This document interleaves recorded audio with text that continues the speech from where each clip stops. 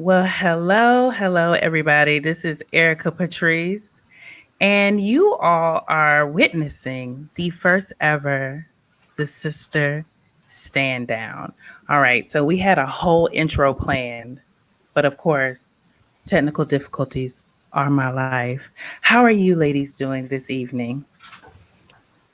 Doing fine. Fine. Doing Doing well, thanks. yes. All right, so we're going to shake off the jitters. First of all, one of our survivors has a birthday coming up.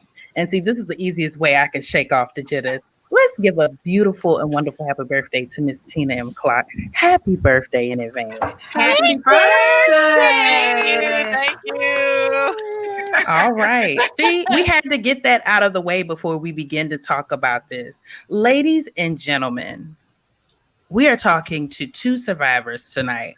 Unfortunately, one of our survivors, well, unfortunately she couldn't make it tonight. So we're going to represent for her, and we're going to go ahead and level up on our survivors that we do have with us this evening. And then also we have Miss Paula Seagraves, who is a cardiologist technician. Did I say that correct, Close Paula? enough. Okay, she knows I'm close, right? I'm an engineer. Yeah. So y'all have to bear with me. My medical background is very, very small. Okay. I can only tell you about headaches and how to take care of that. But tonight we're going to dig deep. We're going to get more information that I feel is very, very important for our community. Me being 35 years old, hearing the story of these two wonderful, strong women, really made me push to do this tonight. One of my sisters here tonight, she's going to tell you her diagnosis hit her at 20 in her 20s, and my other sister, she's going to tell you that it hit her in her 30s. So I'm 35, it hit her at 34. So if you know the significance of that, and especially when they tell you to go get your mammogram, right? Yes. This is huge.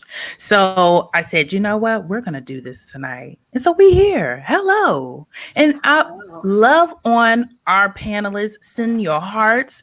Share this program because it is an extremely, extremely important event. Now, mind you, I may sit over here looking all grand dame and fabulous, but I'm doing this for my sisters tonight because I can't even put into words what they've been through, but we are standing for them and with them. And this is also for the women out there and men who have been through. We honor you all on tonight because this is a huge deal. So we're going to go around the room.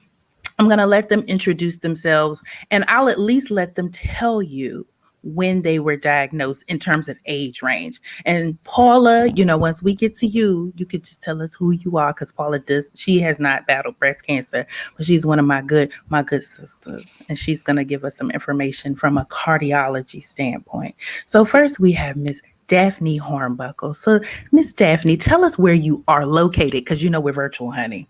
We're all over the place. Absolutely. So let us know where you're from. Give us the deets. Okay. Well, I am in the Big D, which is Dallas, Texas. Woo!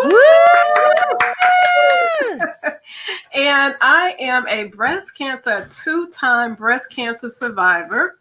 I was first diagnosed, as you heard earlier, in my 20s, and then again in my 30s. So twice before I was the age of 40. But I am happy to say and happy to report that I am cancer-free and living life. Send us hearts, ladies and gentlemen. Yes. She said she was cancer-free. And So that's living good to life. hear. And living life. That's all that matters, right? Absolutely. That you are living life. Absolutely. And you were diagnosed when? In your 20s, correct? Ooh, yes, in my 20s. Yeah. Mm-hmm. Yeah, Okay, 27 years old, and just found a lump while I was showering. Didn't think anything of it, but when I'm going to the doctor, getting it checked out, the doctor fortunately did not say, let's wait. She said, no, let's go ahead. Let's see what's going on here. Let's take it out. Took it out and found out that it was cancerous. And ladies, I'm here to tell you that as far as African-American women goes, it's usually an aggressive cancer. So both of my cancers were aggressive. So we have to do our own health checks and wellness checks and everything else, and self breast exams and do our annual mammograms. But if you're not at that age yet where you can do Right. an annual mammogram, definitely do the your self breast checks. Yes, and I think that's of extreme importance. I know my mother, she'll be like, check your breasts, and this how you do it. And I've always been like, okay, this is weird, but you know. So and didn't and let me know if this is correct. They say maybe in the shower and certain times in your cycle, like before your cycle or so. Are these things that you all have been told in your journey by any chance? I personally remember it always being especially when your cycle is on, for you to check your breast. Make sure you do it. Okay. All right. So look, I'm gonna And stand back. Oh, I'm and sorry. also, Go ahead. and also in the shower, because the Right. reason in the shower is because as you're soaping up, is your fingers are easy to glide across your breast, and so Right. it's best to, if you do it every month, then you get familiar with the feel of your breast and everything. So if anything were to pop up that was different, you would know it right away, and that's why that's important. Okay, so look, we have a lot of listeners. They're here. Hi, everybody. Hi Karen. Hi Patrice. So we have hey Stephanie. So we have a lot of support, and I know somebody's probably thinking, well, why are y'all starting at 7:29? When we get to the end, this is gonna all make sense. Hi everybody. So Patrice is asking a question. So Patrice, let me tell you guys, if you have questions, put them in the comments, but it may be best to kind of hold them because you may hear your answer, but something tells me we're not going to address this question. So Patrice, Daphne was relaying that were you saying why during your cycle would you check? Oh, that was Tina. Or was it Tina? Yeah, I think I was answering because you asked, had we ever heard that? Okay. But I think that was one of the things that I heard was that is a point in time for you to make sure you do your self exams Right. around the time that you're having your cycle. But I know a lot Okay. of women have issues with their breasts when there's time for their cycle. They know their Yes, cycle because they engorge, right? Like right. you may have been, yeah, you as women, our bodies go through a process. So let's just say this here. We are going to address a couple of things now. Don't ask us these crazy questions, y'all. Now y'all know I can't answer it, okay? Okay, but this is their journeys. This is their journeys. So what you hear tonight, absorb it, but take the notes with you. Don't run to the doctor tomorrow like, honey, listen, I'm on my period. Check my breasts. I got cancer now. No. But yeah, look, be cautious. Hear what they're saying. Take notes and use it, for the best way you can for your life. Okay. Hi, Brianna. So we're gonna introduce the birthday girl, Miss Tina Clark.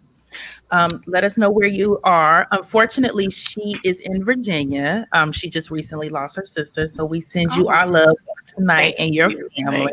Thank you. Appreciate it. No problem.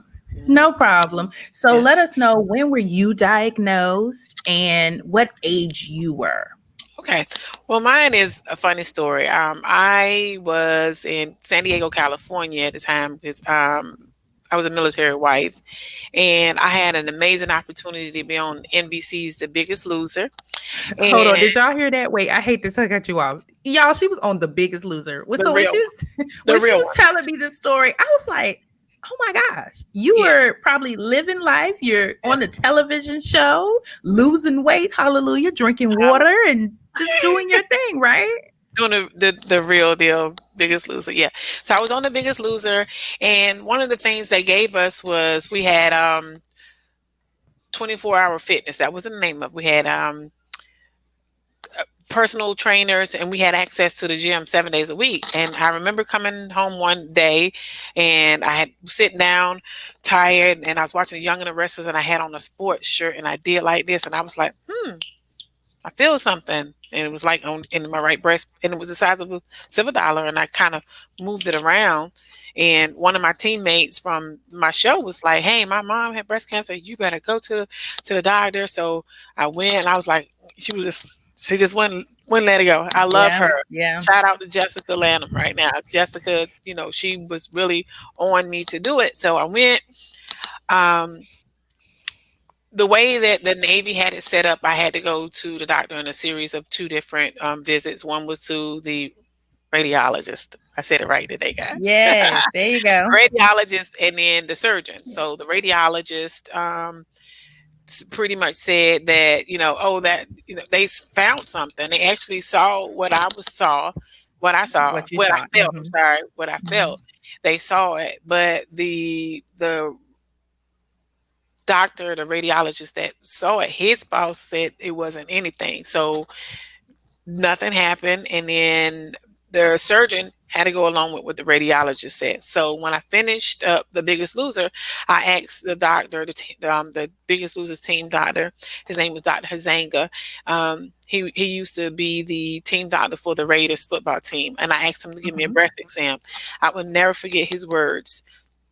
He said, Tina, I don't want to tell you that you got breast cancer, but those Navy doctors need to do something. And if they don't, I'm going to write some letters, I'm going to make some phone calls, and I'm going to raise some hell. So I went back to the radiologist and told them what Dr. Hazanga said. Because he is a reputable physician, they listened at what he said. Thank God that they did, because at the age of 34, when I went back, they gave me the mammogram, and it was positive. It was I had breast cancer. So I remember going into the doctor that day, checking in, and I saw this picture outside of the at the check-in desk, and it said, "This is a life-saving picture." So when they held up my film in that room, I knew right then and there that what I saw is what I saw on that picture, and it was breast cancer. Okay, so we have a couple of different things going on here. So we're going to go ahead and continue the questions. But before we do that, we have Miss Paula Seagraves. So Paula, can you tell us your profession and what angle of this you will be joining us tonight? Sure. I'm Paula Seagraves, and I am a cardiac sonographer. And how I deal with breast cancer is we have several patients that come into the hospital that I work, and we have to kind of do like a pre-screening for baseline meds for chemotherapy, and also throughout their whole treatment, we have to check to see what's going on with the patients, because chemotherapy is like a double-edged sword. So it's great and aggressive, and it'll work on the cancer, but it damages the heart. Okay. And so that's what I'm here to speak on today. Awesome. Well, we thank you so very much. All right. So with you all's story, and maybe Daphne, you could give us more on your story with this question. Were there any warning signs prior to your diagnosis? Uh-oh, you're on mute. Let me see if we can unmute you. Can you hear me? I hear you now. Okay. Not at all. Basically, when at 27, I didn't fit into any of the categories that they say that, it runs in your family, you're a smoker, or you're overweight. I mean, I didn't fit into any of the categories. Even when I went to the doctor at 27, they said, did you bump yourself? Did you bruise yourself? Because it was just totally unheard of. And so there was nothing there, not even cancer that ran in my family. So no, there was no warning signs whatsoever, except I found the lump. Wow. You found it on your own. Yeah, while I was showering. That's why I said it's good to do it while you're showering. And I wasn't checking my breasts every month because I wasn't at that age, but I just happened to be showering and, came across it. And I just thank God that I just, didn't ignore it. So, and that's what we do a lot of the times. Oh, it'll go away. Don't do that. Don't do that. Okay. Yeah, early detection is your best weapon, or one of the best weapons that you have in fighting this, because you don't want to wait and let it grow. You don't want to do that. All right. And that's true. So whenever we feel anything, not just eat with the breast or what have you, it may be best to go ahead and go to the doctor, because I know some people just may be scared because they don't want to address what it could be. Right. So I think once we get past that scared factor, we may be able to help ourselves a little bit better. So, Miss Tina, were there any, warning signs before you were diagnosed? Real quick, Eric, I just wanted to tell you that I have a lot of people messaging me saying that they can't get on the live because it's private. I don't Oh, it know. shouldn't be private. Hold on. Go ahead. You go Okay. ahead and speak. I'm gonna see what Okay. I can do on this end. Okay. So with that being said, the signs, my only sign was the lump. Like Hmm. Daphne, I had a lump. Um I promise you, I think I had that lump for a while, and I was nervous about. Well, I didn't have a family history, and so I didn't really pay attention. But because, like Right. I said, my girlfriend was adamant that I go to the doctor to get it checked out. I did because again, I'm 34, knocking on 35, because it was October 12th, 2000 and what 5 when I did this, and Okay. here it is 15 years later. I'm still going through things with as it relates to the breast cancer. So if you feel something, even if you don't have a family history, go get yourself checked out. And Right. the disadvantage that we have as African American women is we have the highest mortality rate, and we have the triple negative breast cancer that's an extremely aggressive breast cancer, and that leads to the death. And a lot of people that I know, African American, like Daphne, had it in their 20s. So if we're waiting Yes. till 40, we're not going to make it, because I was stage 3B, and I wouldn't have made it to 40. So pay attention to your body. Know your body. That is the thing that I could say to everybody. Not especially African American, because of the mortality rate, and that's Right. what makes me nervous about it. Absolutely. Okay, so my next question is, can you have multiple forms of breast cancer? So I'm not gonna lie. When I was talking, we had a meeting prior to, and I actually spoke to my godmother prior to this, and I said, with those of us who are just not, we are not educated. I'm one of those people. I'm like, when you have breast cancer, I just thought you have breast cancer. I did not know that there were different subsets or multiple cancers that you can have. So can you have multiple forms of breast cancer? I'll start with that one. I had I was told I had 3 different breast cancers in one breast, and I had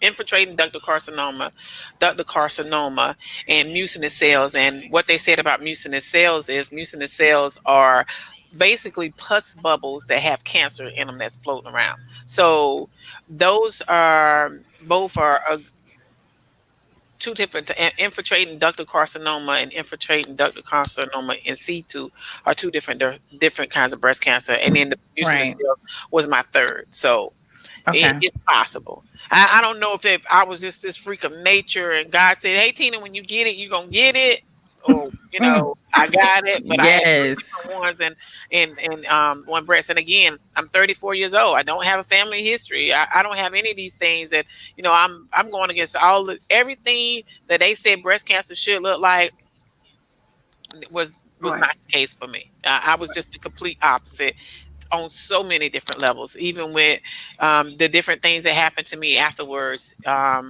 It wasn't what they normally pictured it, or how they pictured it should be. I was against all odds on all of it when it came to breast cancer for me. Well, that is crazy. Like I when she said that to me, I was like, wait a minute. I didn't even know you can. She had 3 forms of breast cancer in one breast, correct? That was just in one breast. Okay. And also I have made this event public. So if you all are sharing it, your friends of friends of friends should be able to see it now. I thought it Okay. was public. Miss Daphne, did you have one form of breast cancer, or were Yeah. you okay? No, I just had one form. But 1, 3, 0, Yeah. it don't matter. Yeah. The main thing, is to basically get your breasts checked, get them Right. checked, don't be afraid to go. Understandable. All right. All right. Let us know in the comments. Send us some hearts. Send the love to these ladies, because this information is vital. Okay. What's the difference between a lumpectomy and a mastectomy? Y'all should have heard me all day. Trying to practice that. Mastectomy. You got it. You got it. So a lumpectomy is just as it sounds. And Paul, I'm sure, can probably chime in as well. But it's the removal of the cancerous tumor only. Okay. Okay. And so my first go around at 27, I had a lumpectomy. They said this lump is cancerous and it doesn't belong in you. I'm gonna take the lump out. So they took the lump out. 12 years later, I was diagnosed with cancer again. And at that point, they said, okay, you have cancer again in the same breast. You really need to have a mastectomy, which is the removal of the breast. So, and so that basically what you're looking at is survival, right? And one thing that my husband told me was that this is a disease part of your body. You can't look at it as a breast any longer. And we have got to move forward with the surgery to have it removed. So understandable. Your mastectomy is the entire removal of the breast, and the lumpectomy is just the lump being removed. All right. Okay. So we talked about that too. Because as stated, I don't even know what I thought the process was, but I was very much sure that there was a point in time where some women have to do the full removal and how that works. And Miss Tina, you just recently this year had your second mastectomy, correct? Right, Mastectomy. right. So when I first got my diagnosis, like Daphne, well, I'm 34, and they say, well, do you want a lumpectomy or a mastectomy? And after explaining the difference, I'm like, I'm vain. I want to keep my babies. So I chose the lumpectomy first, and then what they do is they take out the lump, and they take out a surrounding area. So I'm Right. give you an example. I have this little mouse pad here. Okay, so the picture part is the cancer's area, but they took all of this out. They took the whole thing out.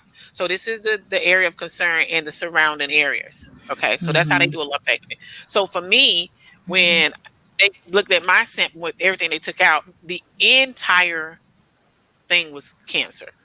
So not only was the area of concern, but the margins. So what they called it was my margins came back dirty. So I had a lumpectomy the day after my 35th birthday. So November 2nd, 2005, I had a lumpectomy. And once the pathology report came back 2 weeks later, that's when they told me that my margins were dirty. So I had to have a mastectomy. So I had a mastectomy that December, which was a couple of weeks later. They removed my breast. So fast forwarded, I've had 21 surgeries associated with breast cancer. So my breast cancer wasn't a one and done. It wasn't done. This is the same person who didn't have a family history or anything. But like I said, if God gonna let me go through it, I'm gonna go through it. So 2019, I'm living in Nashville, Murfreesboro, Tennessee, and I go to Vanderbilt Hospital in Nashville, and I'm because we go to the doctor every year for our breast health. We might not have breast cancer no more, but we gotta speak to a professional about our breast health. It was recommended that basically the treatment of breast cancer from 2005, 2006, when I did my radiation and my chemotherapy, has changed. So I was told that based on what happened to me and, the age and the fact that I had 3 different kinds of breast cancers and all that, my treatment needs to be increased. So what I was told was, hey, you can do 5 more years of chemotherapy, or you can have you can have a mastectomy. And that was for my other breast. That was for my other breast. That was the one that didn't have the breast cancer in it. So I was like, no brainer, because 49-year-old Tina is not the same, doesn't have the same mindset as 34-year-old. Okay, because we're gonna get to the part where we talk about how you view yourself and how that works, right? So Next question. Does being an African American woman put us at a disadvantage of survival? Yes, it Mhm. does. Mhm. It does. African American women has the highest mortality rate for Yeah, breast cancer. absolutely. It is considered one of the things I've read in the past. I think it was on the American Cancer Society, one of their websites, and it said breast cancer is considered a middle-aged white woman's disease. However, African American women die 40% more than white women and everybody else. Mhm. So And I'm sorry. Go ahead. we're at the disadvantage. And we real there are different reasons as to why, Right. Okay, so it could be because do we have health insurance?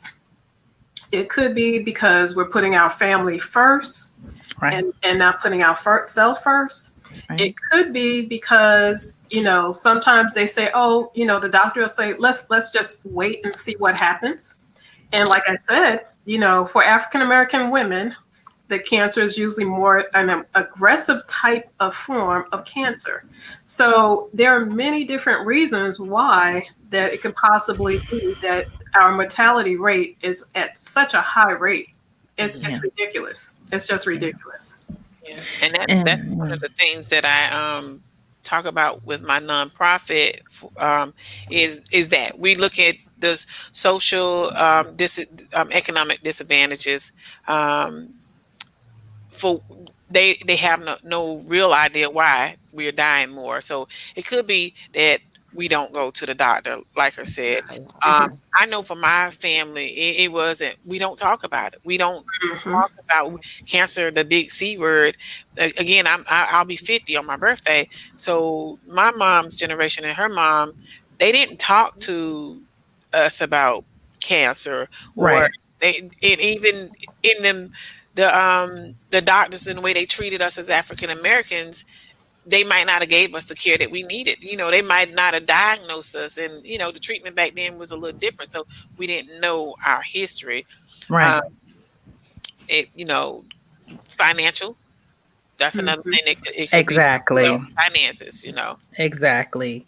And that's unfortunate that we would be at a disadvantage, especially if we have the opportunity to survive. If you had better insurance or if you had a better doctor, So, and like what my friend Janice just said in the comments, she said, this year it's all about me and my health.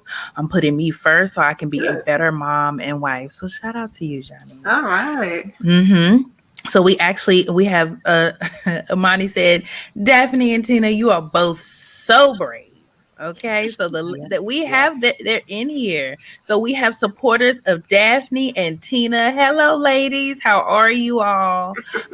Miss Tiffany Coco Holland said, I didn't have a family history and I had breast cancer.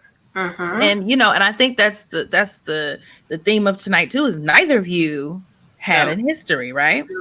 No.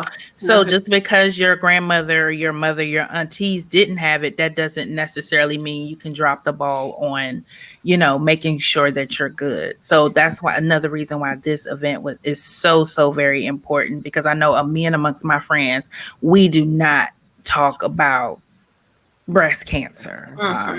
And even my friend. We don't want that. And we don't talk about it. But on social media, unfortunately, you'll see friends of family who have passed because of it. But the real conversation at this level, at this platform, needed to occur. And let me just say this: as far as sharing, I think we really have to do better at that, because we say that it didn't run in our family, but do we really know? Right. Yeah. Okay. Do we really know?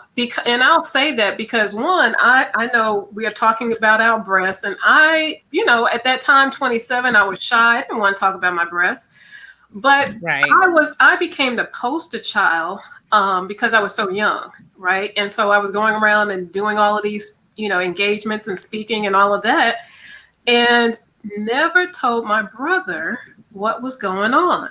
And he lived out of state, and he said, "Hey, I happened to see you on TV." Wait a minute. I was speaking publicly, right, at a rally, at a breast cancer rally. and it got picked up by the major network, and he saw it, and he said, "Why didn't you not tell me?" Oh my goodness. So we have, and I'm throwing myself in there too. We have got to do better at sharing this information with our loved ones, with our sisters, Absolutely. friends, and our girlfriends. And that's why this night is really, really important. It is super important. And I'm so happy that you all are like, listen, let's tell the story like it is. Because if you're shy about it, it's okay. But still, you know, maybe you can't get on this platform like these strong women have, but at least sit down with your family members and tell it like it is, because you could save a life. Okay, so this next question, I thought this was so interesting. I did not know this was a thing. So what is chemo brain and how has that affected you? Chemo brain. I tried to look up a more professional response. It could, but I know it says it's like when you go through chemotherapy and even afterwards, you have memory loss or like a fog about things, and it's like events can happen, and you can see a picture of it, and you were in it, and you just don't remember it at all. And it's bad. My daughters, they really like, Mom, you don't remember, and I'd be like, yes, I do. But it's just like little things that events. You don't remember participating in it. Okay. And I had it. I'm not claiming it at this time, but I had it. And so what was funny, it was like my husband would always say, "I told you." "No, you didn't. No, you didn't." And so we would have that back and forth, right? Yeah. And he had an assistant who worked with him, and we are both breast cancer survivors. And he would swear to both of us, "I told both of you." We were like, you didn't say a word to us. Yes. Because we both had it and we couldn't remember a thing. But Lordy. I say that, I believe we are all past that stage at this point. Oh, well, that's good. So this question came to be because we were talking the other night and Tina said, "Oh, that's that chemo brain." And I was like, what? Oh, yeah. Because right in the middle of a conversation, I was answering a question.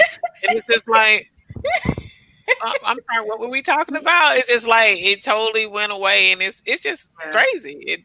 It's bad. And I, as a result of it, I find myself like at work, I'm real concerned about work because of my position. So I make sure I write things down, like a to-do list, so I can just check off to make sure I don't miss anything. Like I might have the training for it. And it might be something that's real important, and I make sure I write it down. That way I can make sure I do it because I don't want to forget it. It's not like old age and you're forgetting. This was happening to me in my 30s and my early 40s. Mm-hmm. All right. And more so after I did, chemotherapy. Okay. All right. So see, we're learning something, y'all, because I was just like, we all just forget. It's okay. I know I forget sometimes, but I did not know that was a real thing. How has society, for example, the media, affected you during your journey? And I know, Daphne, you have a story to tell about this, because when she told me it, I was like, oh my goodness. But when you're going through things, you never know how the media may affect you, what you see on TV. And you're right. And I think what happened for me is that my sensitivity level went sky high, right? So everything I'm paying more attention to, especially as I'm watching shows on TV, right? So one of my favorite shows to watch back in the day was Living Single. Living Single. Thank you. Yes, you are. Living Single. And, there you go. I'm not claiming it. We just forget. It's okay. That's it. I just forgot. I had a slip up.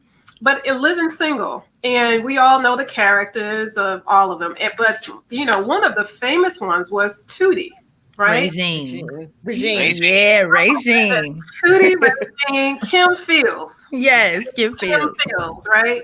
Mm-hmm. And on the show, people would say, "Well, how did you get this, Tootie? And how did you do that?" She would bat her eyes and she said, "Well, I have these."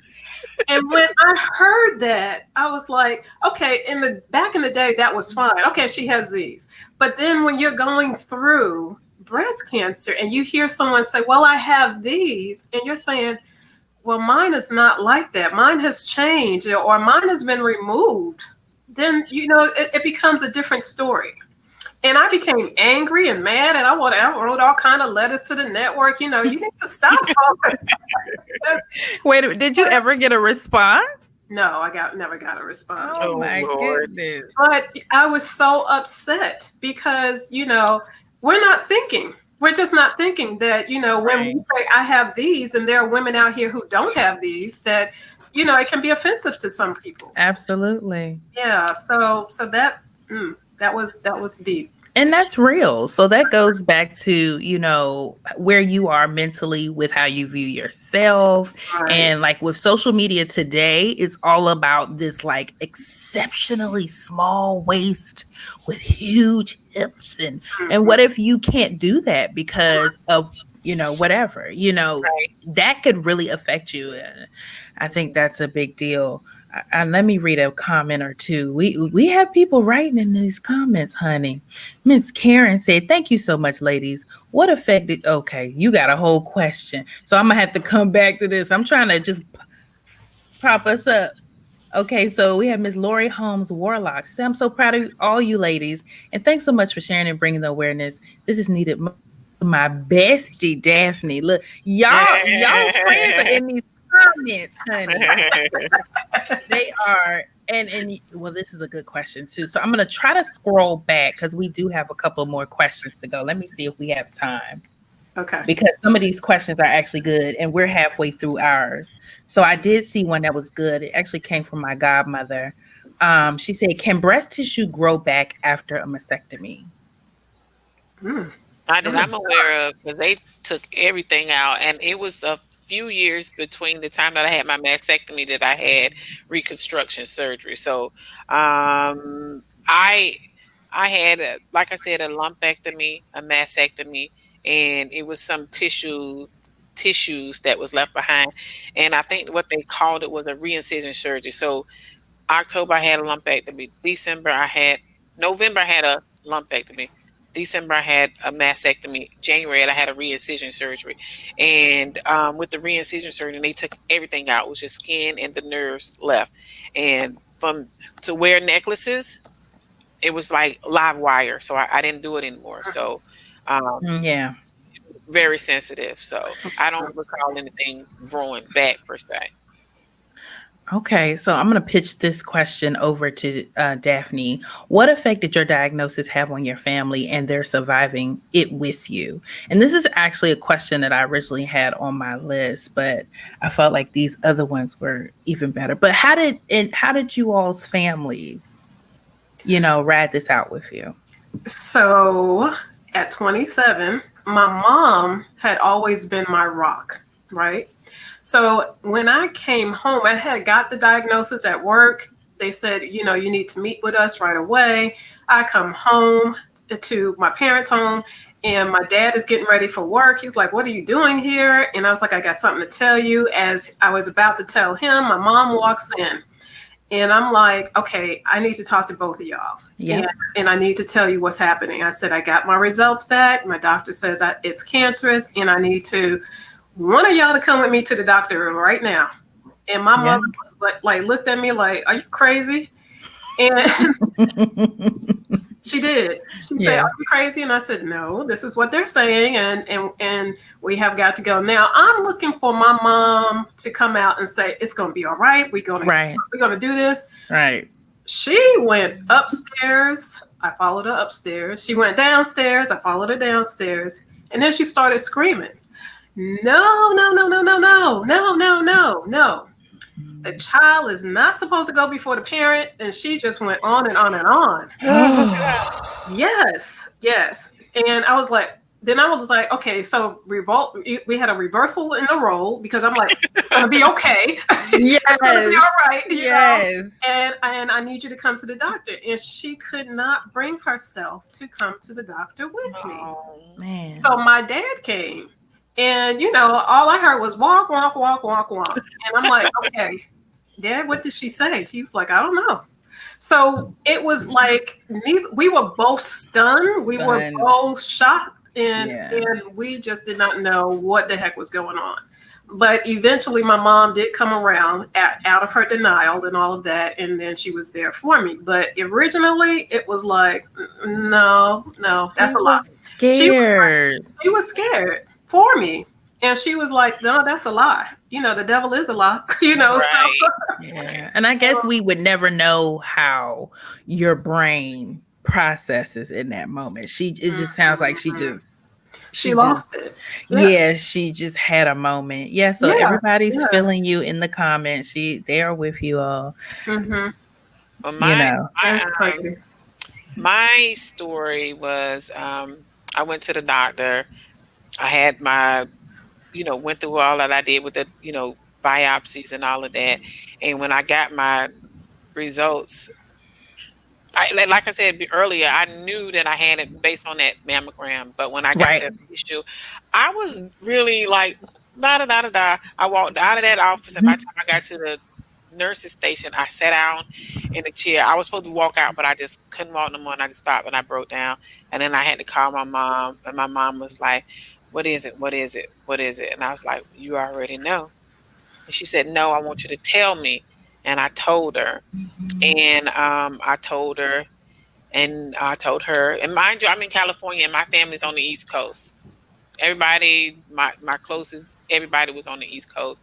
I called my sister, Cynthia. She worked at a oncology office, so it was hard for her to get a diagnosis that her little sister had breast cancer, and she lost it on the job. And I called my neighbors, and my neighbors they all rallied around me, and we all tried to. My then husband was on active duty, and we had to find him. He had just transferred, so he was funny. He always joked about things. He was kind of like, "Well, when I came home, all your little friends was around you. I was planning your funeral." So I was like, "No." But, Lord have mercy. He right, has a sick sense of humor. right. Everybody was, it was a shocker. But my friends brought me dinner. My friend Robbie, she brought me dinner, and her family cooked for me for a whole week. They cooked for my family, and then in the midst of all of this, we moved. We moved. I got a diagnosis in October, surgery November, surgery December. We moved back to the East Coast to Virginia that December. And so, it was huge. My kids were amazing. My oldest daughter, Tiana, her teacher had breast cancer. So she was like, my mom got breast cancer. And I would come home from work, and Tiana was like, my teacher said, you should have a hot bath. I would come home, and my 8th grader had ran me a hot bath. And then my second daughter, Tiara, she was spiritually, and I mean this, guy, spiritually connected to me. I would be in the shower crying my eyes out, not just crying, not making a whole bunch of noise. No, my daughter would feel it and come in the bathroom and say, "Mom, are you okay?" Mm-hmm. And my son, Tiara, was the 6th grader, and then my son was in the 4th grade. He had the worst job. He took it upon himself. After chemotherapy, I was sick, and he would be the one to take out the trash, which was, all right. Sick. He's literally physically sick. He would take it out, and he would tell me years later, "Mom, that was the worst job ever, but I would do it again in a minute for you."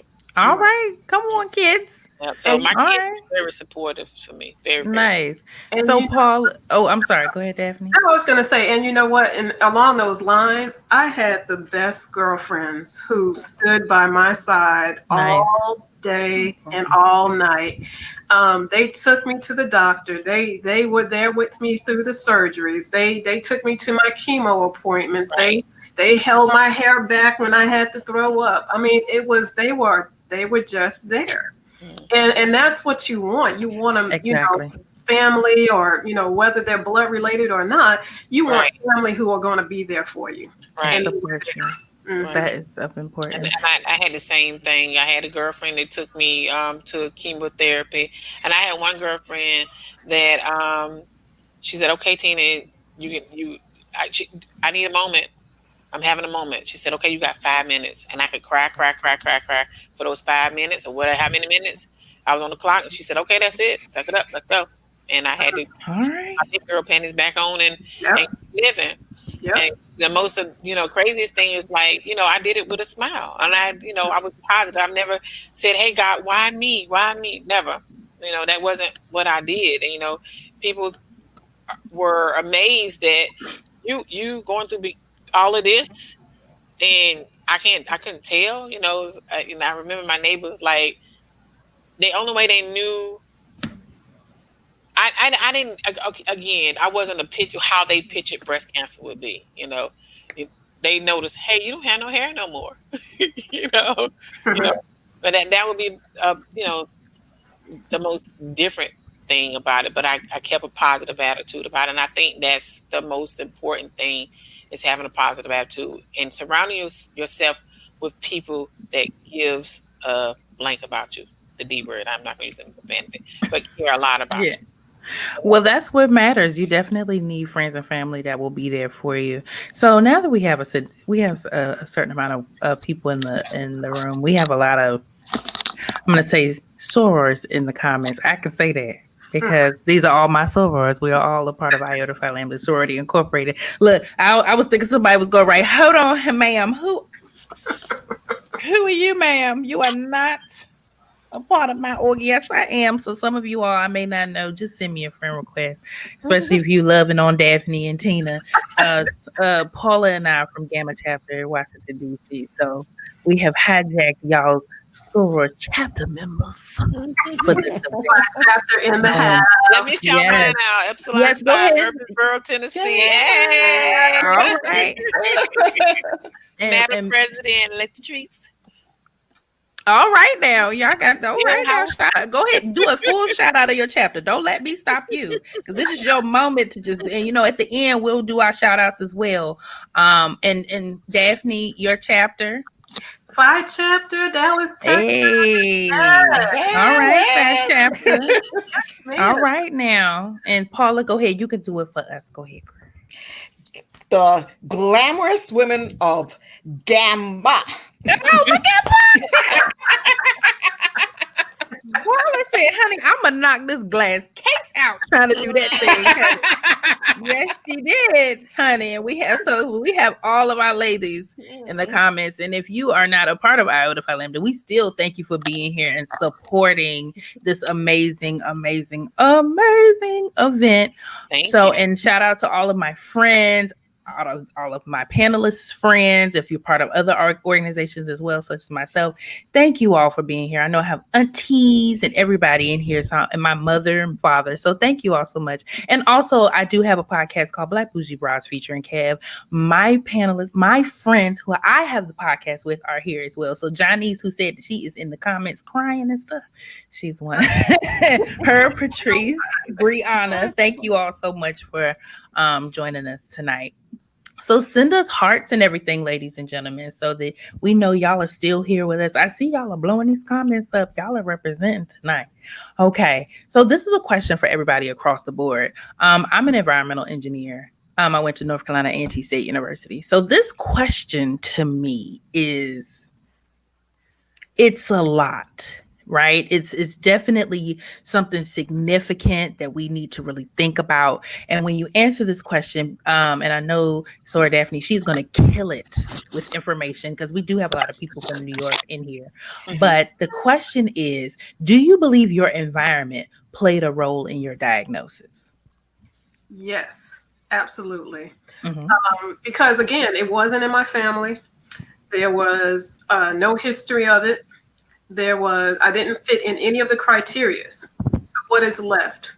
There is environmental. So I was raised in Long Island, New York. Shout out to Long Island, my Long Island. Shout out to New York, Long Island. I see we got Soror Stephanie Pugh in the building. Come on, girl. Hello. But yes. And in Long Island, what I didn't realize is that there is a high concentration of women diagnosed with breast cancer. Not necessarily at 27, but still, it's a high number. So there's been different feasibility studies that have been done on Long Island trying to figure out why, and where is it coming from, right? So as you mentioned, environmental. So we're looking at magnetic fields, right? Yes. Because of all of the trains and all of that. We're looking at the emissions, right, from the highways and byways, right? Yes. We're looking at the field crop, so the dust croppers that Yes. cross, farming. So it could be a number of different things that could have caused it. But here's the kicker, right? Where I was raised, there was a house that was across the street from me. They were diagnosed with cancer. The house next door to them, they were diagnosed with cancer. The house right next door to me, that person was diagnosed with cancer. And then 5 years after I was diagnosed, my dad was diagnosed with prostate cancer. So we had this 4-house square going on the block. So, was it the water? I mean, you have to look at all of it. You have to look at everything. Absolutely. You have to look at all of it. So definitely, I think it plays a part. Absolutely. It plays a huge part. Yes. Even when we were in school, they would sometimes talk about the water. And I had an internship in Florida with Natural Resources Conservation Service. And the one thing that we would do is test soil. You never know what your house is built on, what it was back in the day. What did they used to do with it? One of the things that I hear a lot with this presidential election is fracking. Right. And I'm like, wait a minute, do your research on fracking, ladies and gentlemen. So when you hear that, you understand what you're exactly hearing, because that affects people tremendously too. So I would highly suggest from time to time, and even here, I would do it here in Bowie, Maryland, and wherever you live, take the time to, but maybe buy a little test online to see what's going on with your water, see how your water is treated, where it's coming from, do a little test of your soil. You never know what you may find, or do history on where you grew up, where you lived, how where you're getting your food, because it sounds like any and everybody has their hand in what you eat and what you drink. And I know a lot of things are done to prevent, like we talk about preservatives, we talk about, I can't remember the word off the top, but the processes with food and water are tremendous, and also your air. So I'm so glad you mentioned air, because that is a big deal as well. Yes. And the electromagnetic fields. I was on active duty, and I worked on a submarine tender. So for me, when I think about what time frame and how, when I got out of the military, I'm young. I don't know anything. And I would say this to anybody that's on active duty: before you get out, make sure you get all this stuff in your medical record. Because when I was doing my exit physical, they found a lump. Here it is. I'm 27 at the time. Daphne, 27. And they felt that lump. So that lump had 7 more years to grow. Right. 7 more years. That's crazy. And yes, and depending on where you work, especially if you're on the military side, you have an entrance test and you have an exam right before you leave. And because I know that's what happened with me. Oh, this is my guy. Hey, Aunt Peggy. I spoke to my Aunt Peggy before I got on here, so sending her kisses and hearts too, because she's my survivor sister here tonight as well. And I see my other aunts. Val, and I see my soror aunt on here. Okay, Zeta Theta, Charlotte, North Carolina. We see y'all in here. Hello, Carolina. All right, North Carolina. Yes. So this is amazing. So, Erica, yes, ma'am. I this weekend I just kind of Googled just the history of certain areas, and with that were prone to breast cancer, and there was in northern New Jersey. I guess, and if you're familiar with that area, there's a lot of chemical factories and things of that nature. And these weren't necessarily all women of color, but there was something like a 20 to 25% increase in breast cancer in the 1990s. And it was directly linked to these factories and the runnage and the sewage and all of that. I mean, we're talking about towns where, 25% of the town has breast cancer. So that's just, so that makes you think, right? where are the regulations going? Well, like what's Right. going on? Why isn't this Right. factory doing its environmental regulations? And I know there were certain EPA regulations thrown to the wind within the last couple of years, which is of extreme importance when you talk about water. So, you know, ladies and gentlemen, it's okay to research certain things that are happening around you. If you don't know who you may or may not be voting for your local government, you need to research it, because they may not care about the EPA regulations. Now, EPA might get in the way. They may not be able to do what they want to do. But if you really pay attention and attend these town halls and things like that are going on, you'll soon find out that there's a lot of corners that are being cut that will affect you, especially if you're in an area with a lot of factories and things of that nature. So if there's no regulatory drivers with, you know, mandating what you can and cannot do, you have issues. Okay. So y'all just, all right. Okay. Vanita Loud. Hello. See, Vanita Loud, I know that name because I feel like I had to spit that information at one point in time in my life. How you doing? Let me just say that's my regional director. Oh yeah. Southwest region. Oh yeah. Yes, that's her. That's her. All right. So we're almost done, but we have a couple of more questions. So just think about the questions you may want to ask these ladies, and it may be best to wait to the end because we may address your question. What advice would you give someone who is afraid to get their mammogram, especially if they have a family history? And I'll just go around the room. Tina, you can start, and we'll go to Paula and then Daphne. I don't have advice. If you're close to me, and I'll have advice for everybody on this podcast and that's out there listening. Please get your mammograms, do your self checks. But I don't have advice for people that's close to me that has been beside me going through this. I get angry. She said, "Y'all can get on out of here with that." Because if you've been to the hospital with me, if you came to my house to visit me after I had surgery, and one of my sorors know I'm fussing at her right now without me calling her name. Oh, she told me recently she didn't have a mammogram, and I almost died on the spot. I'm like, how could you? ladies, You came and you saw those drain tubes hanging out of me, and you're scared because you don't want. I would rather have 5 minutes of pain and them squishing my breast to do that mammogram versus going through all the mess. I'm gonna keep it PG-13 that I've been through. Lumpectomy, mastectomy, 6 rounds of aggressive chemotherapy, permanent hair loss, 35 rounds of radiation. I'm still burnt to this day. I would rather for you to get your booby smashed than have to go through what I went through. So pay attention to your breasts, get your mammograms, especially if you have a family medical history, because my daughters had to do it at 24. My niece has to do hers because I didn't have a family medical history. I became the family medical history because what's crazy is my mom got breast cancer after me. Wow. And I don't want anybody in my family. I don't want any of my friends. I don't want Erica. I don't want Paula. I don't want anybody on this podcast to have to go through the things that me and Daphne had to go through, because it's not just physical, it's mental. I might look this way, but when I take my shirt off, or I look at myself in the mirror and I got to look at all these scars that come with it. You don't want to deal with that. No. Especially if you could have just got a mammogram. You just could have got a mammogram. Well, I mean, that would be for somebody that's over the age of 40 or has a family medical history and you're not doing it.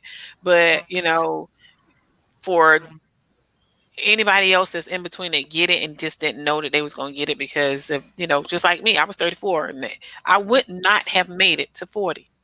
Mm-hmm. I can tell you that with much honesty and positivity. I know that I wouldn't have, because it had already spread. It had already spread to my lymph nodes. And if I would have waited 6 more years, it wouldn't have been a wait to 6 more years. I wouldn't have made it 6 more years. Okay. Paula, what advice do you have for those who may be running from a mammogram? My advice is, this is not a joke. This is very serious. Please, please, please make sure you have your annual mammogram. I've had people tell me, oh, it hurts. So I don't want to go, they press up on you and it's painful. And I'm like, what? What? You're there for what? Couple of minutes of some pressure, and that prevents you from having it. The youngest person that I think that I've ever had as a patient, she was 19. Her mother died of breast cancer. So she, when she was, I want to say either 16 or 17, I can't remember. But by 19, she also had developed breast cancer. It's not, and I know they say for you, yes, 19. And I know they don't want you to, it's not necessary. They say it's not necessary until you're like 40. It used to be 50. They've changed it to 40. But if she had not had her mammogram as a result of her mother dying in her mid-40s, she would not have been told to go. She's a survivor. They caught it young. So please, don't skip this. It's a matter of life and death. Oh my goodness. And Daphne, what advice would you give to someone? And let's say, especially if they have a family history, right? Yes. So I would say, if they are listening, let Tina and myself be your examples. Okay. Tina had it twice. I've had it twice. I've had it twice before 40. And like Tina, I don't think I would have been here if I ignored it. I don't think I would have made it to 40 if I had ignored it. So there's a book that I'm reading right now that's called, and I believe in the title of it. The title is Do It Afraid. Don't get stuck that you do nothing. Do it afraid. If you have to walk through it, walk through it. Let someone walk with you. Have a friend to go with you. And here's why. So I used to run a support group here in Dallas, Texas. Woohoo. And I had a lot of ladies, African-American women, who I used to facilitate to. There were a few of them who would come to me and say, I have breast cancer, but I don't want to do chemo. Chemo is going to kill you. Yes. And you think the cancer won't? I mean, it was mind-boggling to me. And that particular young lady, she was like, nope, I don't want to do chemo. She had 2 young kids, and she just thought that chemo was going to do her in. Fast forward from that point, she said, okay, I'm ready to do chemo. It was, the cancer had progressed, it had spread, it had metastasized, which meant it moved on to another organ, right? And as a result, she said, okay, now I'm ready to do chemo. I want to do whatever it takes to save my life. Unfortunately, she is not here today.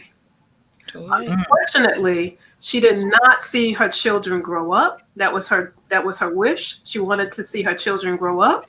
Her children were in elementary school. She wanted to see them grow up. She wanted to see them go off and get married. She is not here today. So it is very, very important that we take care of our health. And can I even say this? We need to even manage the stress levels in our being. Hello. You have got to mentally and physically manage and balance all of it. Yeah. And I know it's easier said than done, but we have got to pay attention to ourselves and what's going on, not only, with our bodies, mentally, physically, spiritually, everything. It plays a part in it. It really does. Listen, I called myself trying to have a little siesta to myself on Saturday, but I still was rocking and rolling. I said, Erica, you got to get this together.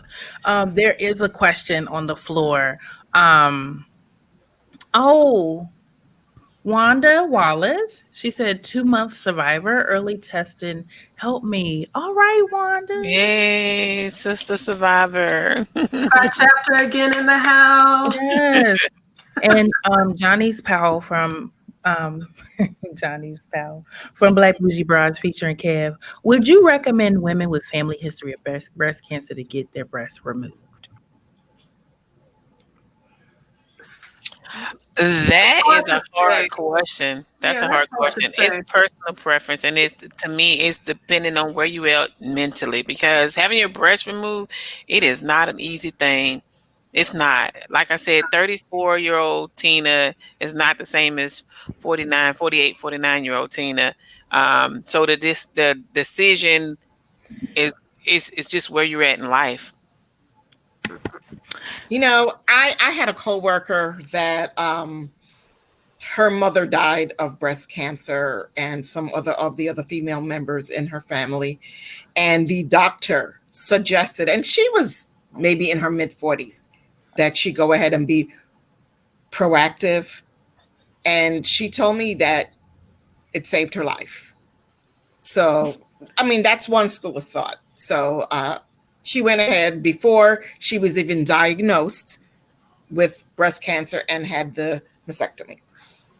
Awesome. And I think it's just a personal, decision. To be honest, some people say I've seen people who have had their breasts removed and still had breast cancer. So, and I maybe get a little bit deep on that because when you have the breast removed, they may not always remove the entire tissue, all of the tissue off of the chest wall, chest wall. Okay. So you have to be conscious of that as well. Because I'll tell you, the second time I had breast cancer, it was closer to the center of my breast than in the breast itself.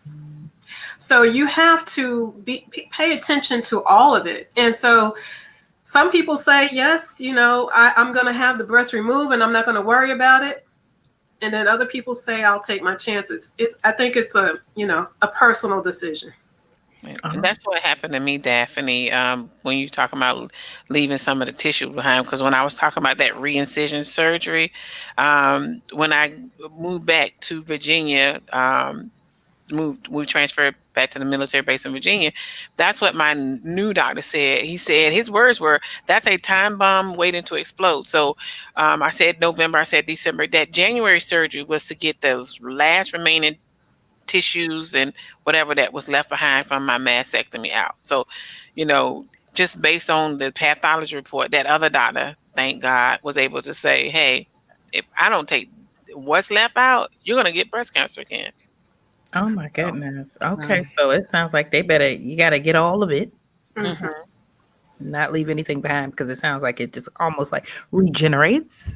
It could just spread all over again, or just well, if there are any cells that are left behind, you have the abnormal cells left behind. So as Tina had mentioned before, when they take out the lump, they take out an extra margin of tissue so they can have what they call a clean margin. And that clean margin means that they are going beyond the scope of the lump so that they can try to catch any and all of the cancerous cells that may be lingering outside of the lump itself. So you want to make sure that they do that for the most part. All right, ladies and gentlemen, you all hear that? That is, I had to get myself together because I felt myself going like this. And then I forgot I had all this on. I said, I'm getting all into it. Let me get myself together. That is wonderful. Thank you. That is wonderful information to hear because you just automatically think, oh, the doctor just kind of know. You might have to go in there and say, now look, go a little deeper, grab a little bit more. Get it all out. Oh, man. I hope this is helpful to you guys. Yes, Carla Carter said great information. Yes, this is wonderful. My Aunt Val said that was my question. Put it out there. All right. I just want to say something, Erica, because you said, ooh, man. And you said, ladies and gentlemen. And gentlemen and man is two things I want to point out. This doesn't just apply to the women because there are men out there that have breast cancer. Absolutely. Yeah. And I want to say also, don't just rely on the doctors. Be your own advocate. Yes. For your own health. Yes. I had Well, I had a doctor who was looking at my films, right? And I'll share this story. Was looking at my films and said, you know what? And this was a new doctor, and he said, I think he was reading my radiology report, and he said, I think I see something in the other breast. I said, no, you don't. And I just like that, no, you don't. Get your eyes checked. All right. And he's like looking like, do you have a medical degree? I'm like, no. But I'm like, I know you don't see anything in the other. He said, look right here. I said, that's scar tissue. And he said, no, this is the other breast. I said, no, the film is reversed and you're looking at it backwards. My name should not be written backwards. It should be written forward. And so if you flip it around, you would read it the correct way. And he just turned so red. And I was like, wow. Time to go. How can you come back from that? That's when you just be like, I'm going to go get you another doctor. I'm going to walk out the room because I look stupid. I mean, and I know you were sitting there like. I'm like, okay, note to self, don't come back to you. Right. It's scary that how some of the doctors are, because my first oncologist, when I was doing chemotherapy, intelligent. That man was so smart, but he didn't know how to talk to me because I'm the dummy in this situation. I don't know nothing you saying. You using all these big fancy words, and I'm up here fighting for my life, and I don't even know what's going on. So I was going to leave the practice, and the nurse manager was talking to me, and she said, "Why are you leaving?" I was like, "Well, Doctor, whoever his name is, I almost said his name. He's talking over my head." Yes. And she said, "We have a lot of patients that want to leave." She said, "What we're going to do, don't leave the practice. We're just going to get you a new doctor." My new doctor was a woman. Nice. And he was doing something else. He wasn't giving me, you're not just my oncologist in this situation. I'm doing chemotherapy. You're my breast health doctor. I had been going there for months. He had not touched my other breast.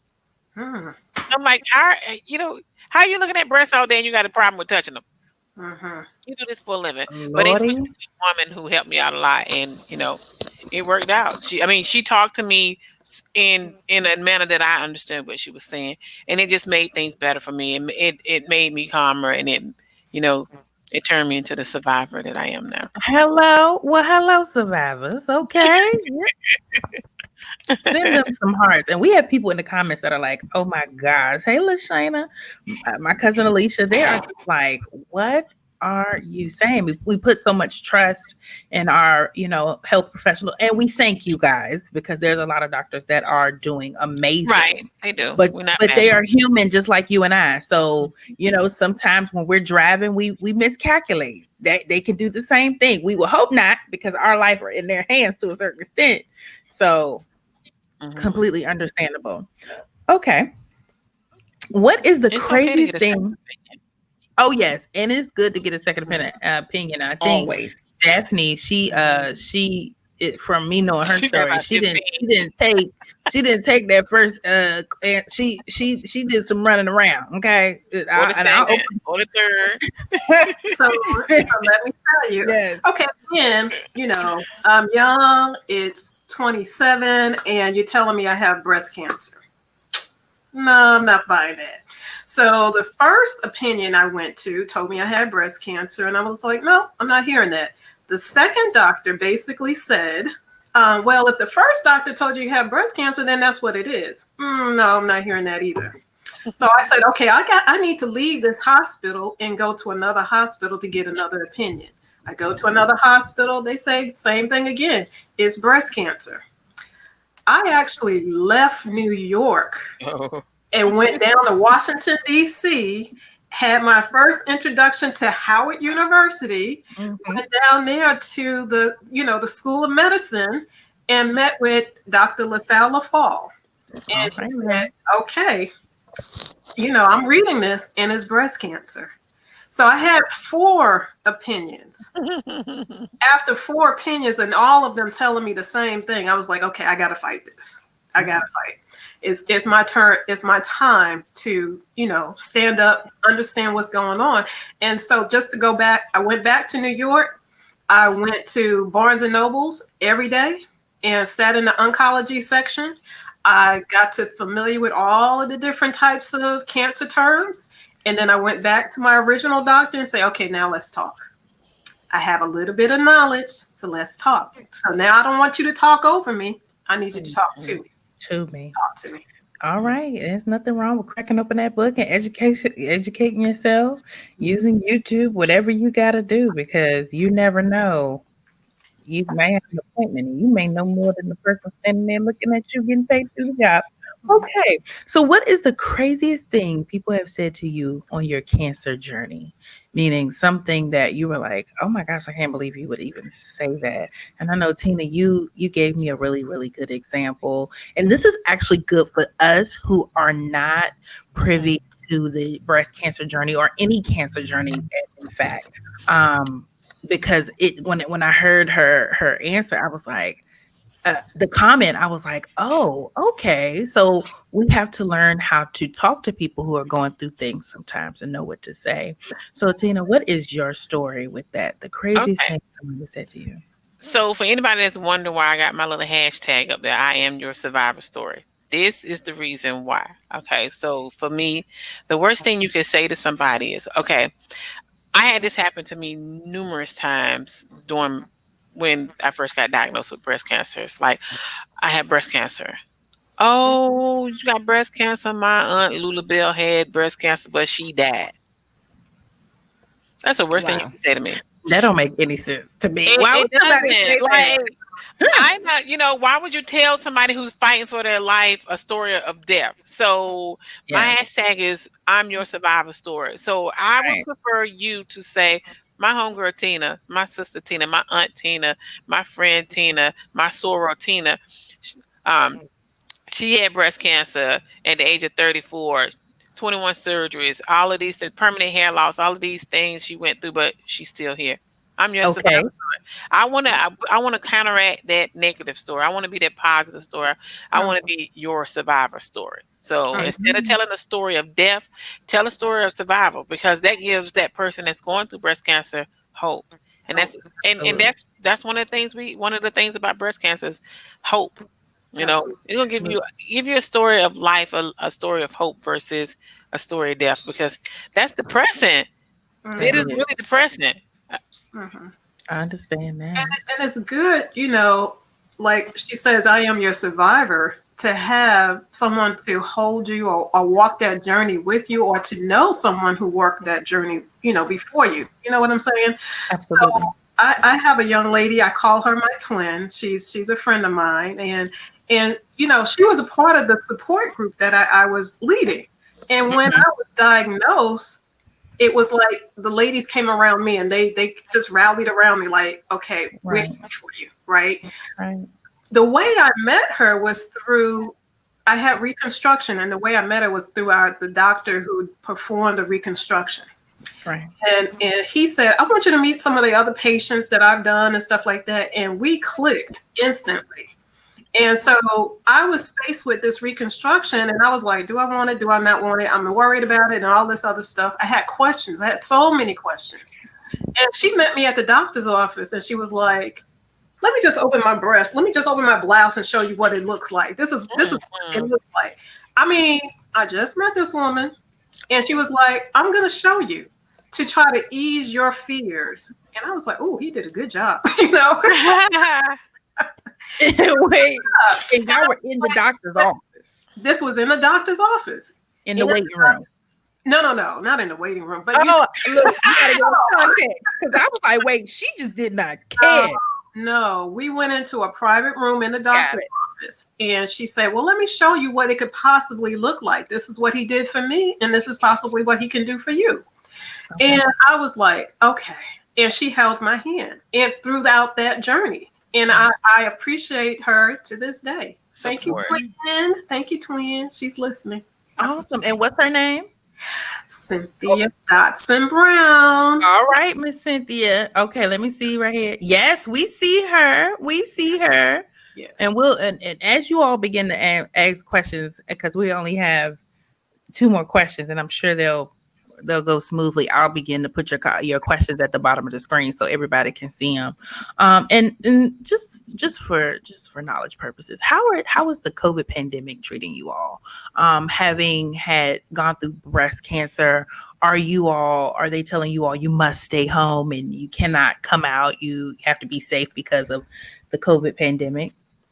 And Tina, I know you said, honey, I'm in the house. I'm not messing with y'all.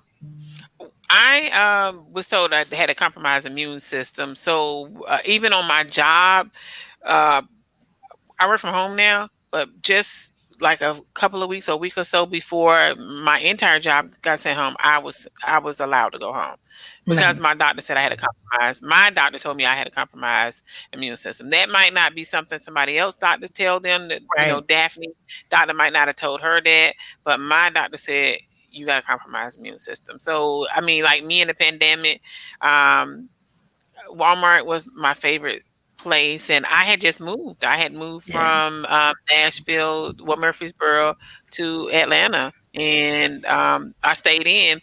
But had it not been for my little neighbor Jasmine, I would have went crazy. Jasmine was my talk to, because my daughters and my son were in 3 different states. So Okay. And I stayed in. Daphne. I think, I haven't been back to my breast surgeon because I go once a year now. But so I go later on this year. But I have this my other doctor, and basically it's the same as what Tina is saying. You got to be careful. You have got to be careful, with going out, with where you're going and all of that. And if you don't have to go out, I was going to call someone's name, but if you don't have to call out, and she knows who I'm talking to because I just ran into her.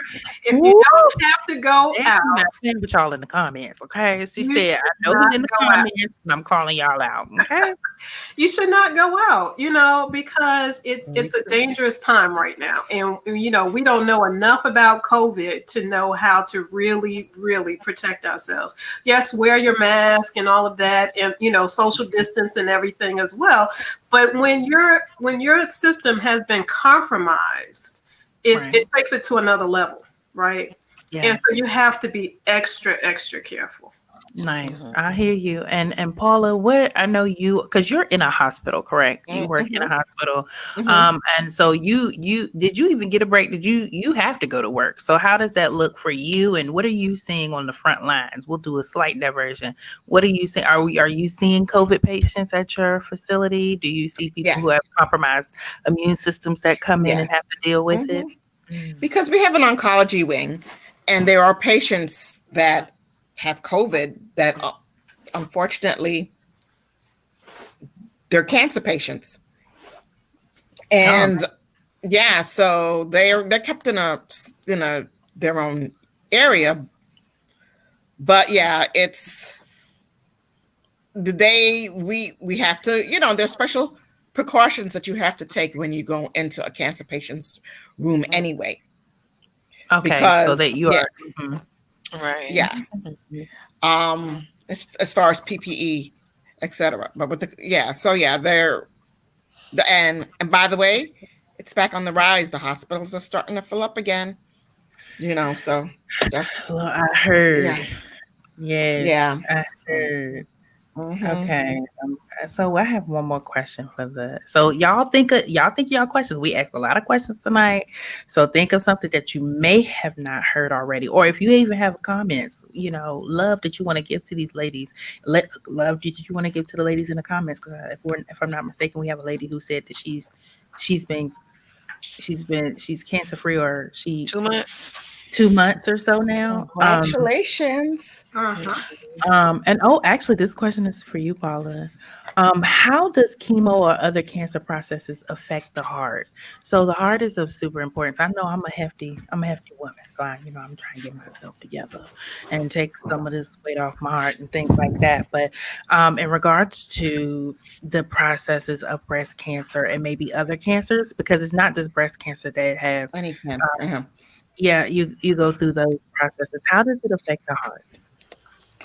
Well, chemotherapy is a wonderful thing.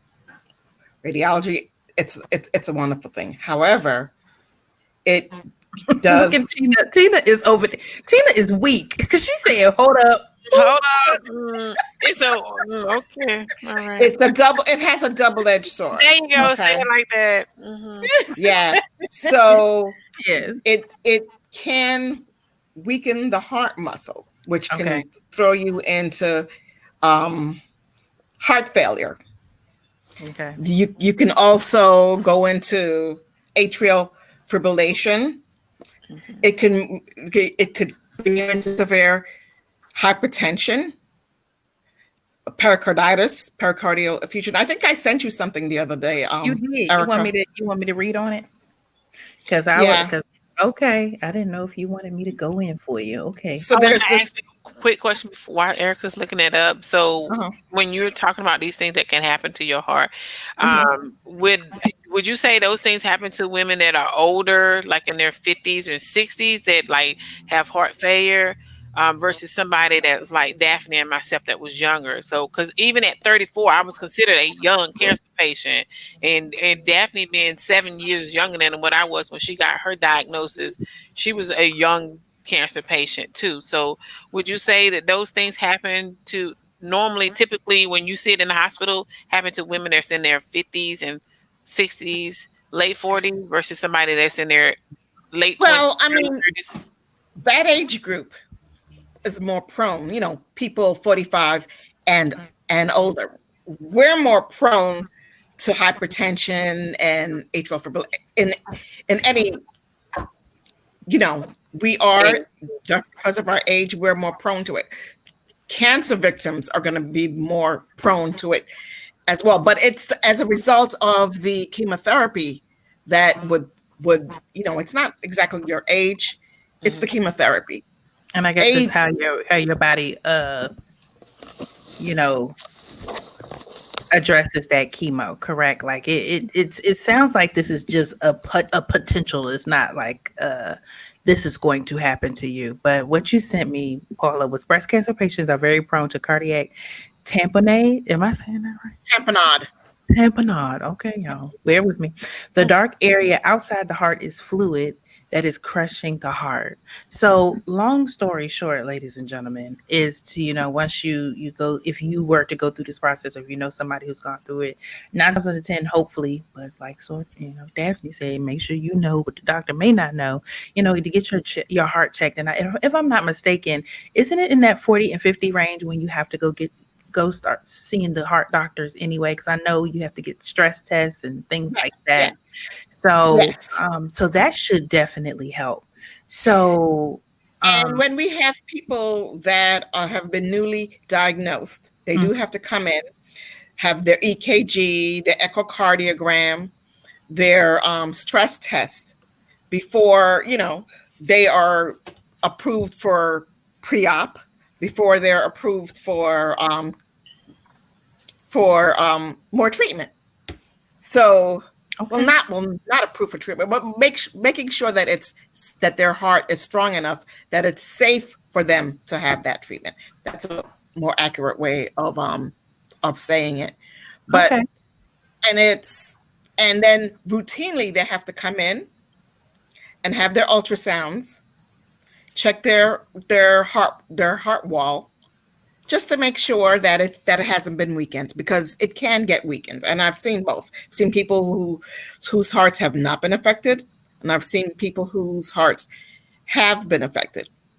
Now, in reference to the tamponade, so what that is, for someone who might not know what tamponade is, pericardial sac has lubricant in it anyway, so that there's no friction from the heart squeezing and really. So, but it's a very minuscule amount, just so that to prevent the friction. Okay. People with tamponade, they'll have liters or a good liter of fluid around the heart. Now, when they do the chemotherapy and they get this buildup of fluid around the heart, what it's actually doing, it's almost crushing the heart. So especially the right side of your heart, it'll kind of like the heart, like this, it'll crush it so that it collapses, and it is deadly. Okay. So we're gonna have to do more research on that. So we have some comments coming in, and I'm gonna see if I can put them on the screen for you guys. So Carla Carter, yes, Carla, we got you on the screen. So if y'all got comments, y'all better make sure y'all profile pictures bomb, honey, because we got you up here. She says, "Do you know of any side effects from taking tamoxifen long term? Have y'all heard of that medicine?"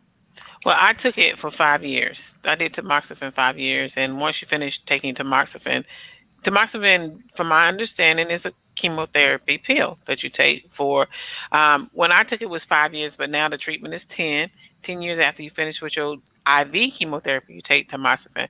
One of the side effects that I told the possibilities of having tamoxifen or taking tamoxifen was ovarian cancer. Yeah, you get another cancer from taking, tamoxifen. And there is a link between breast cancer and ovarian cancer. So not only check your breasts, have your other womanly parts checked as well. Now, Oral exams. That's nurse. Oh my God.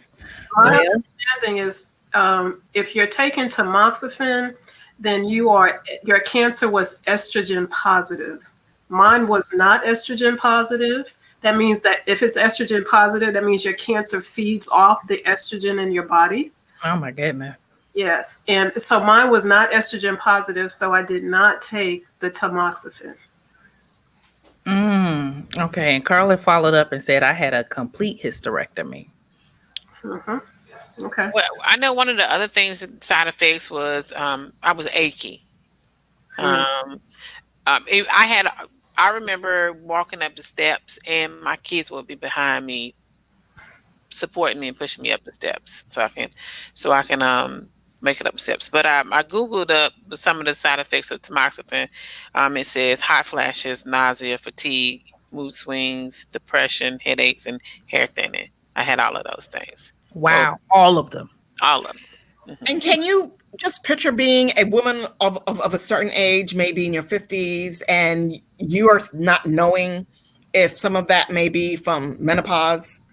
Because that sounds like all of the symptoms of menopause, and not knowing if it's just a result of the medicine that you're taking for the cancer. So it's very important that you speak to your doctor, have open communication with your doctor, so that this is what I've been experiencing. Is it because of the medicine, or is it because of menopause, et cetera, et cetera? So, and I was told that my chemotherapy put me into menopause at the time, because I had hot flashes. Lord knows I had hot flashes. I had all of that. So, We don't even want to talk about the hot flashes, okay? I'm just thankful that at the age now that I'm supposed to be going through that, I've already done it. Yeah, you're done. She like, at least give me a pass somewhere. Thank you. Thank you. And that's one of the things, like when I go to my doctor, I have good cholesterol. My blood pressure is textbook blood pressure. My cholesterol, I have all those things good. And I said, well, I done been through all this over here. I might as well have some good, cholesterol, some good blood pressure, and nothing else going on. So, well, that is amazing. That is phenomenal that you at least got the good, good blood pressure and everything. So this is actually from my mom. She says you can also have fibroids. I found my fibroids myself starting when I was 17. Yes, I was doing breast exams myself as a teenager. I found all of them over the years and had them removed. Do your breast exams. Let me tell you, I was a little girl. My mama was like, lift your arm. This is how we gonna do it, girl. Because she was like, oh my goodness. When I was younger, she had hers removed, and I've kept my fibroids. But just for the, I'm looking to see who in this room. I'm looking at the men that's in the room. Yes, I have my fibroids, and I'm the only one that's checking them. But I never, she said you don't really have to get them removed. And I asked the doctor, but hearing this conversation, which is not to freak anybody out, and I've made sure not to freak myself out, because I had to go through a whole process before I got on here tonight, so I didn't have to get rolling on the floor and stuff. But it's okay, because I have heard some people say that they went and got checked, and it couldn't be found because they had fibroids and things like that. So I just like to add, I know when I was 17 years old and I had a lump in my breast. I didn't think anything of it. I was 17 years old. And I remember got to about the size of a walnut. And then one day I was changing in my bedroom and I shared a room with my older sister. And she was like, "Oh my God, what is that on your breast?" Because as I was changing. And I was like, "What?" So then she calls my mother and, "Ma, look at this." They will tell on you. Yeah. And I was like, "Stop, you guys don't look at me, But it turned out to be that it was biopsied. I had to go have it removed. I have a scar to this day. So whenever I have my mammogram, I have to explain to people. But, so just because you may find something there, especially for young girls who are prone to fat tissue, oh well, it does not necessarily have to be breast cancer, but it's don't neglect having, don't wait until, your sister sees it and rats you out. But yeah, I want to say something. And then also too, just because you find a lump, don't think that, oh my God, I got cancer. It could be a cyst. It could be, it could be almost anything. So, it could be a benign tumor. Mine was a benign tumor. Yeah, mine was a benign tumor, and it was nothing. And, your mom said she had fibroids, and I was told that my lump was a fibrocystic. Yep. And I was told, even now, cut down on your caffeine. Right. Okay. So that's tea, that's coffee, that's chocolate. Pepsi. Yeah. So I can have chocolate, but I gotta have dark chocolate. I can have tea, but I gotta have decaffeinated tea. I can have coffee, but it's gotta be decaffeinated. And then even carbonated drinks. I had to cut down on those things. So I can give that advice to anyone out there, that's listening to. So especially who suffer from fibrocystic breast. Right. I've never really been a coffee drinker. I only eat Snicker bars every once in a while, but I've been really drinking Airborne. So I'm going to go back and look and see how much caffeine Airborne has, because I've been drinking that almost every night. Too much of anything, I think, is a problem. I'm going to and that's what I was going to say. Do it in moderation, right? In moderation. With everything, not just caffeine, but with everything. You do it in moderation. Absolutely. That's why, some of us, we a little thick. We trying to get it together. So we, So let us know if you have any more questions, because I feel like I may have addressed all of them. We have a comment here. Miss Lori said, a good idea. Maybe shout out doctors that you have used or trust in different states so that you can feel better knowing that who you are going to is a trusted physician. This may start a database that can be used for newly diagnosed patients as we are reaching out to our sisters. Okay. But that's why we have comments, correct? Like if you look up a doctor, but maybe there should be a website, and y'all better throw me my quaint if y'all do this, the sister physicians, like, you put whomever you worked with that helped you to get you where you need to be, because it sounds like Daphne, I'm sorry, her story was just, it didn't stop. She kept looking and searching, and she made it happen for herself and found the best doctors. And so I think even when I was doing that, I'm sorry to cut you off. Oh, you're good. But when I was running a support group, I was new to Dallas, and I didn't know of any doctors. I knew how to be a survivor, but I didn't have any doctors. So I sent an email to the group saying, okay, who do you recommend? I never told them in the beginning that it was me who needed the doctor, right? But I said, someone in the group needs a good doctor, who you recommend. And there was one doctor's name that just kind of surfaced to the top. And I just that's the one that I need to go to. And okay, sometimes, like I said, you got to be aggressive with your health, right? So I called the doctor's office. They say that she is not seeing any new patients at this time. I said, no. You don't understand. And then the tears start to flow, right? And I'm like, I was meant to be here. You don't understand. This is where I was meant to be. Please go ask the doctor. Da da da da da. If I had to beg and plead, I had to beg and plead. But if I beg and plead, I'm here today because I begged and plead. Okay. So so the receptionist went and asked the doctor, and they said, okay, tell her to come on in. And so then I came in, and it was the best experience that I could possibly have had with her. And so, even when I met her, I had played around with this. I didn't want to believe that it was cancer. So I had been playing around with it, going to my primary care and all that kind of stuff or whatever, which is a whole nother story. That's for another day. But I've been going to my primary care. And so I've been playing around with it, hoping and praying that it wasn't cancerous. And she said, my gut tells me that it's cancer, which is, I'm like, okay, well, if your gut is telling you that, then you need to take it out. Right. She's looking at me like, you just met me, Yeah. I don't even have a rapport with you yet. I'm like, okay. No matter. Let's go. Let's go. Let's take it out. And then she came to after I was still under anesthesia. I'll never forget. My mother-in-law, God bless her, was with me. She was right by my side. And the doctor came to my bedside, and she said, I'm glad we took it out because it was a very aggressive cancer, but we got it all. And so sometimes you have to push, but advocate. That's for sure. To say that the doctors that you push on are not good doctors. We have some good doctors out there. So I want to make that statement as well as the comment came in. Shout out to the good doctors. So Dr. Allison Lately is a phenomenal doctor. Unfortunately, she has retired, but she was a phenomenal doctor. But there are other great doctors who are out there in the areas that we all live in.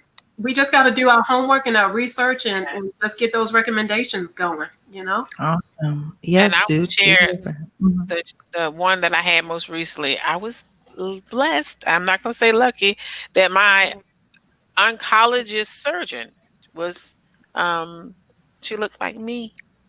And it was the first one I'd ever seen. She was an African-American surgeon, and her name was Rochelle Sweeting, Dr. Sweeting. She worked at Vanderbilt in Nashville, Tennessee. And the oncologist who was responsible for my breast health, his name was Dr. Ben Ho Park. And he had came from, oh my God, it just went out my head. And it's in Maryland. John Hopkins. Baltimore. Johns Hopkins. He was at John Hopkins. And he took a position at Vanderbilt in Nashville. And he was, I want to say he was either the new director over breast health, the breast clinic. And I was like, ooh, I'm lucky. All right. Again, I was blessed. And that's who really talked me into. We had my doctor's appointment with him. I promise you it was about an hour and a half. We were talking about my life. So I really appreciate Dr. Park and Dr. Sweeting. She was the oncologist surgeon. But then there was the plastic surgeon. That's a whole nother story. All right. Well, it sounds like we have some more stories to tell. But with that being said, listen, tonight has been wonderful and phenomenal. And it is because of you ladies. If I hadn't got that call from Tina, like, hey girl, how you doing? Let me tell you about, I was like, okay. And once I heard that story, I said, listen, the world needs to know about this. And then I saw Daphne. I said, wait a minute, I forgot. I totally forgot. And so I said, I have got to call Daphne. I said, is this still your number? She said, absolutely. So I'm overly blessed to have had this opportunity to have them on here tonight. And I just thank God I even had the means of being able to bring them to the screen. And granted, we've had maybe between 30 people or so steady coming in here tonight. Those 30 people are going to be able to walk away with something significant. I hate that you all had the journey that you all had, but you all are able to save so many people and inform so many people of this disease that, I wish nobody had, So I love you ladies. You all are wonderful. And I want to thank So Paula as well. See, Paula said, honey, you done got me up in here, honey. But Paula, I'm gonna have to start putting Paula on all the panels. She gonna be like, child, this ain't even nothing I do, but you gonna have me on this. But we thank you guys and thank you all in the comments. Y'all are going. I see my aunts and sorors and lots sisters and Before we everybody. go, can I give a non-shameless plug? Go ahead, plug it all. Plug it Okay, all. so I want to tell everybody about my nonprofit, Sister Survivor. Yes. And it is a nonprofit organization that I started last year for African American women who have breast cancer, who, for those reasons we talked about earlier in the podcast, don't have the money for their co-pays, or going through financial struggles during their fight for breast cancer. I started a foundation and a support group that provides that little extra something. So for the month of October, I do a fundraiser, and this year I upped it, I amped it up, All and right. I'm asking for $2,000, and I'm almost there. So if you ever get a chance, Sister Survivor, that's SISTA, not sister, Sister Survivor. Sister Survivor. Sister Survivor. And I have a Sister Survivor, www.sistersurvivor.org. And you can donate there, and you can go to my Facebook page, Sister Survivor, and donate on there as well. But the reason why, and I like to say, it's not because I'm African American, I'm doing it because African American women unfortunately have the highest mortality rate for breast cancer. So if it's something that I can help with a gas card for you to go to a doctor's appointment that's an hour or 5 hours away, then that's the part that I want to help out, because somebody helped me and I want to help somebody else. So Okay. So again, it's sister SISTA survivor.org, right? yes. All right, y'all. If you want to give some money, we're gonna have to help we're gonna have to Miss Tina out so she can help other women that are unable to to do and are possibly less fortunate. I want to read this comment from my god sister, because my godmother has had breast cancer. She says, "Thank you all for your honesty and time. Go ahead, good God says you thank you, girl. Shout out to all the survivors listening." And she did some eyes. I know who them eyes are for. And those who have lost loved ones due to breast cancer. Yes, and kisses to. And I see one of my cousins in the room. Shout out to everybody who has lost someone who has had cancer. We are thinking of you. We take this time to honor you all as well for your strength, because I'm sure this may or may not have been the something you wanted to hear, but you listened and you gave us your time. But again, thank you, ladies. I had a wonderful time. This has been great. This has been really great. And hopefully encouraging for someone who's listening out who may have been like, I don't think I should go to the doctor. Maybe this enticed them to go. Absolutely. Y'all don't want me to be mad. and I did a public service announcements for my sorority, and then one of the things that I said in the end, let's have this conversation on this side of breast cancer versus you coming to me and having questions once you have it yourself. So get your mammograms, do those self exams, and don't be afraid to ask questions. Absolutely. And I know everybody is not like me. I'm going to be a transparent. I'm going to be that lady that Daphne experienced. Cause I bet you it's a whole bunch of people out there that say, "Oh yeah, Tina done showed us everything." Like, stuff we wanted to see and didn't want to see. She shared it all, and I try to be that transparent. And one of the things I'm going to do on the 31st, well, I had planned for the 31st, but unfortunately that's my sister's funeral, is to release my picture that because you might think breast cancer is a pink ribbon, but for me and Daphne, it's so much more. So I'm doing a picture to reveal, to freedom, to let it all go. And I'll be sharing, what breast cancer really looks like. So again, having the conversation on this side of breast cancer versus on the other side. So absolutely. Well, you let me know what I need to share on my personal page. So if you all have something going on, I'll share it. I'll definitely get it out to the masses because this is very much needed. Again, thank you, ladies, and thank No, you all thank in you, the Erica. comments. And shout out to the women of Iota Phi Lambda Sorority Incorporated. We see y'all in the comments, Hey, and shout out. sorors. And I have to give it up to also my other sorors from Alpha Kappa Alpha. I see you all in here as well. I love you all for supporting, but honey, that green and white is not playing tonight, okay? Okay. They're not playing. We might have to have us something else going on, but you let me know. This Lola's girls. okay, this is the stand down. This is for everybody. So if you have something you feel that is extremely important, now I feel like I'm gonna have to make sure I identify all of these major months that are coming up and get the word out there because things are happening. Hey, Sorla Shayna. So and thank you for everybody from Black Bougie Bras featuring Kev. Y'all are my booze. Y'all have been extremely supportive because this has been a week. And also shout out to Miss Soror Amani, Miss Amani Blake. Let me see if she's in here. There she is. As soon as I said her name, there she is. It has been super supportive. Okay, and I thank you. And all of my sorors, my last sister Karen, hey girl, and my chapter members. Thank you all so very very much. Love on somebody. Tell them, hey, it's all right. Make that call. Check on people. Events like this make you just want to hug everybody. Like, let me just check on you because you just never know, right? You never know the journey that people are going through. So I will be seeing you all soon. That's what we're gonna do. We're gonna see each other soon. We might have to come back in and check in on each other. And I'm sure the people in the comments are like, yeah, we coming back too. But I thank you all again in the comments. Thank you all and have a great night.